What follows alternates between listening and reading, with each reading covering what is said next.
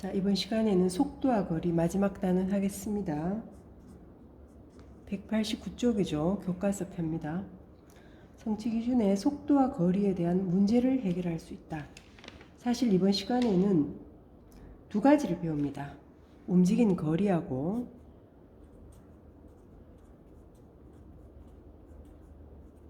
이거를 S로 표현합니다. 그 다음에 또 하나는 곡선의 길이.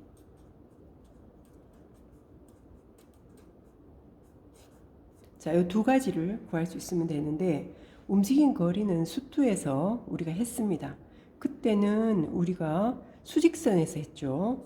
수투에서는 수직선 위를 움직이는 점이 움직인 거리를 했고 지금 우리는 평면을 위를 움직이는 움직인 거리를 하겠습니다. 그 다음 곡선의 길이는 요걸 한 다음에 우리가 얘기를 하는데 요것도 두 가지가 있습니다. 첫 번째, 두 번째. 자, 하나는 매개 변수를 이용한 거, 하나는 매개 변수가 없는 경우 두 가지의 공식이 오늘 총 세 가지가 됩니다. 그러면 움직인 거리 수투에서 우리 수직선 상에서 이 S를 어떻게 했습니까? 기억납니까? 속력을 적분했죠. 정적분했죠. 이때는 수직선이니까 함수가 t에 관해서 하나만 나왔습니다. 그럼 우리가 속력, 속도의 크기죠. 이거는 미분 파트에서 이미 공부를 했습니다. 평면에 대해서. 그래서 속도의 크기, 속력, 평면에서 평면이라 하면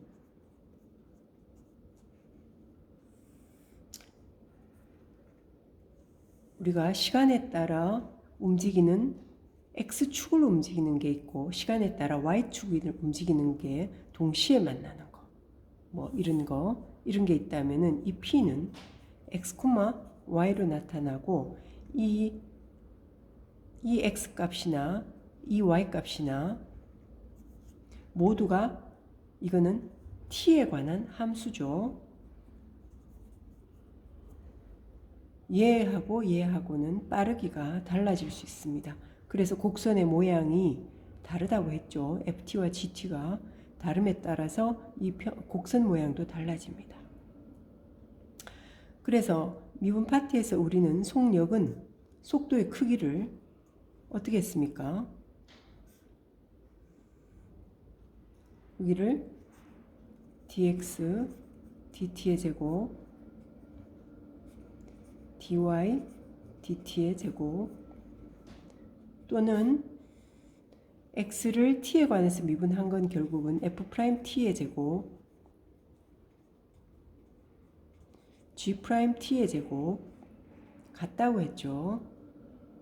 자, 이거를 배웠으니까 우리가 움직인 거리는 자, 평면 위의 점이 움직인 거리는 S는 여기에 T가 A에서 B까지 움직일 때 속도의 크기, 속력을 적으면 된다 그랬죠. 그래서 dx, dt의 제곱 더하기 dy, dt의 제곱 하면은 이거는 시간에 관한 거죠. 그래서 dt가 되고 똑같은 방법으로 이게 두 개가 똑같으니까 f't의 제곱, g't의 제곱, dt 해도 같다고 했습니다. 자, 그래서 평면 위를 움직이는 점의 움직인 거리는 공식이 이렇게 됩니다. 여러분 교과서에 190쪽에 박스 나와 있죠. 자, 문제를 한번 풀어봅시다.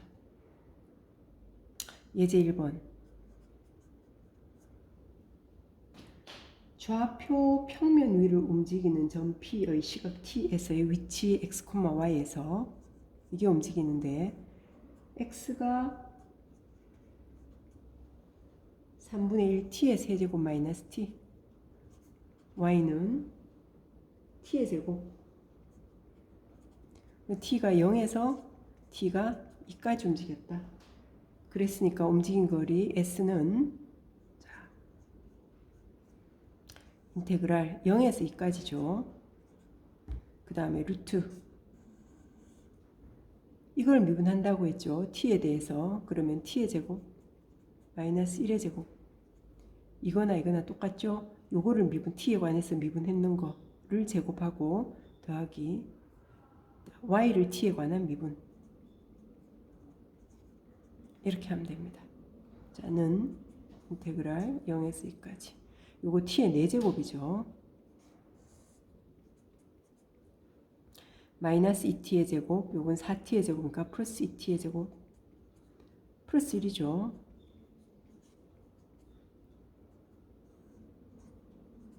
이거는 완전 제곱되네요.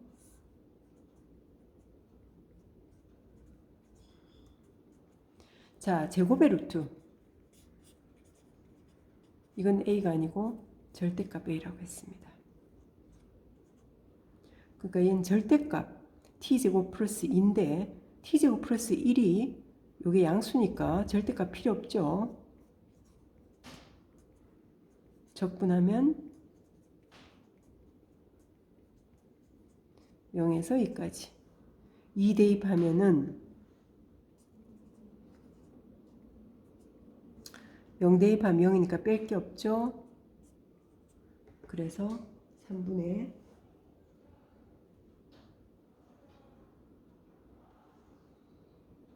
얼마입니까? 여기서 2까지 3분의 8 더하기 이거 2죠. 그래서 14가 됩니다. 자, 움직인 거리 했습니다. 이제 요거 했으니까 곡선의 길이 하겠습니다. 이제 곡선의 길이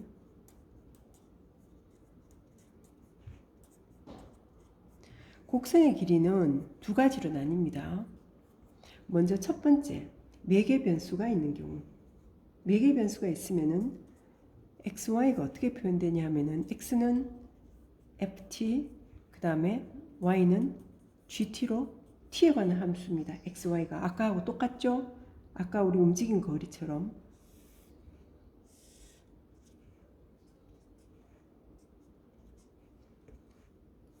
자, 곡선이 있다면 여기서 P라는 점이 자, X, Y가 되는데 둘 다 이거는 T에 관한 함수입니다. 그러면 이거는 움직인 거리가 P에서 이까지 움직였다. 움직인 거리가 곡선의 길이하고 일치합니다. 아까 했던 경우.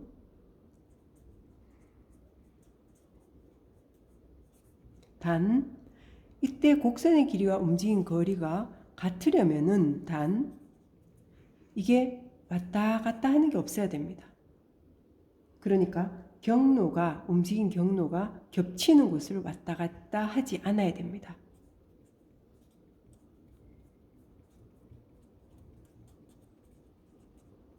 경로가 겹치지 않을 때 곡선의 길이는 움직인 거리하고 똑같습니다. 그러면 아까 움직인 거리를 배웠죠. 그거하고 똑같이 곡선의 길이는 L로 표현하고 움직인 거리는 S로 표현한다 했습니다. 아까하고 똑같이 자 A에서 B까지 루트 dx dt의 제곱 dy dt의 제곱 dt 자 이거는 똑같죠. 아까 A에서 B까지 F'T의 제곱 G'T의 제곱 그럼 예제 1번이 요거에 예가 될 겁니다. 자, 그 다음에 두 번째 매개 변수가 없고 그냥 y는 fx로 표현된 경우 그럼 그냥 y는 fx입니다. 이런 경우는 마찬가지로 겹치지 않을 때 곡선의 길이는 움직인 거리하고 일치합니다. 겹치는 경우에 내는 경우는 힘이 듭니다. 우리가 왔다 갔다 하는 문제가 내기가. 그래서 거의 겹치지 않을 때 우리는 곡선의 길이와 움직인 거리를 우리가 문제가 나오기 때문에 이런 겹치는 경우는 고려하지 않아도 됩니다. 그러면 y는 fx라고 했을 때 이 경우를 한번 우리가 가져와 봅시다. 그러면 x를 t하고 같다고 두면 우리가 y는 ft가 되겠죠. 그럼 이걸 그대로 적용하면 됩니다. 그러면 l의 길이는 a에서 b까지 루트 dx dt의 제곱 dy dt의 제곱 dt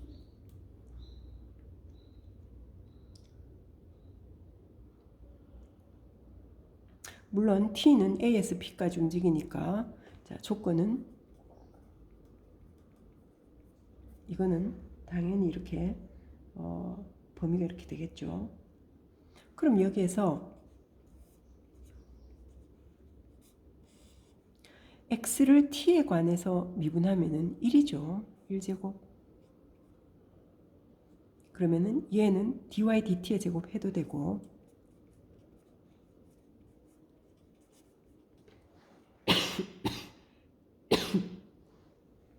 차이점 이겁니다.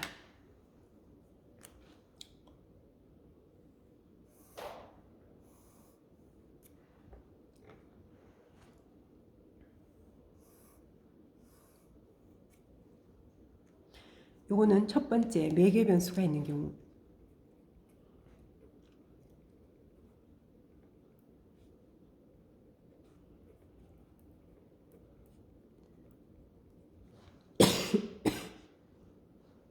이거는 매개 변수가 없고 그냥 y는 fx인 경우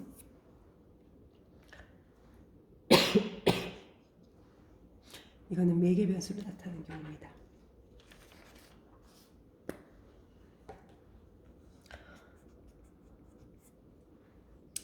자, 요거 얘는 예제 1번이라 했죠. 예제 2번을 해보겠습니다.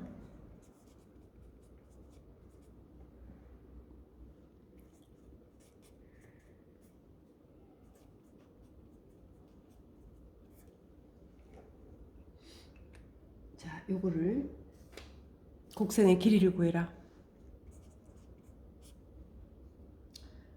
그러면은 길이 L을 0에서 3까지라 했죠. 그 다음 이거는 매개 변수로 나타난 게 아니니까 이 공식을 써야 되겠죠. 사실 요거는 어떻게 쓸 수 있습니까? 사실 이 문자를 지난번 한번 했죠. 정적분의 값은 부정적분 안 됩니다. 정적분은 이게 실수값으로 표현되죠. 그래서 문자를 다른 걸로 바꿔도 된다. 그래서 인테그랄 a에서 b까지 루트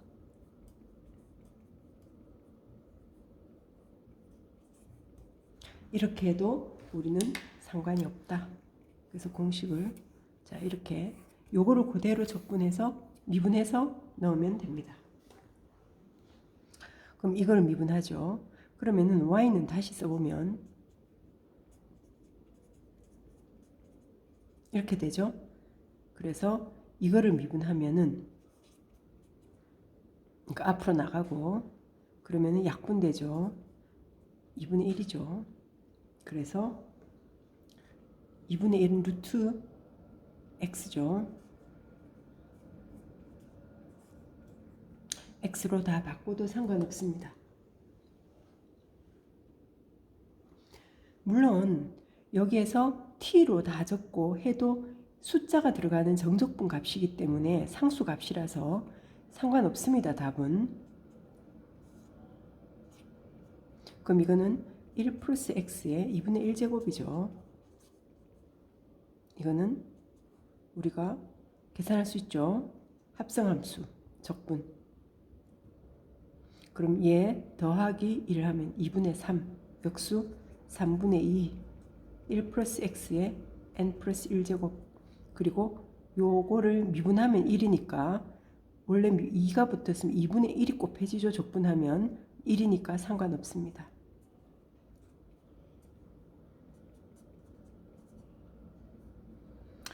자, 여기 1 넣으면은 2의 2분의 세제곱.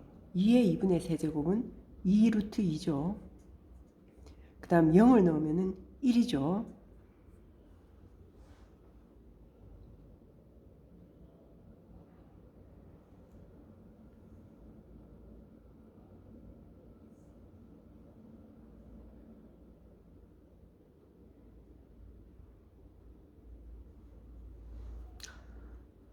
여기에 이거 3인데 잘못 적었네요.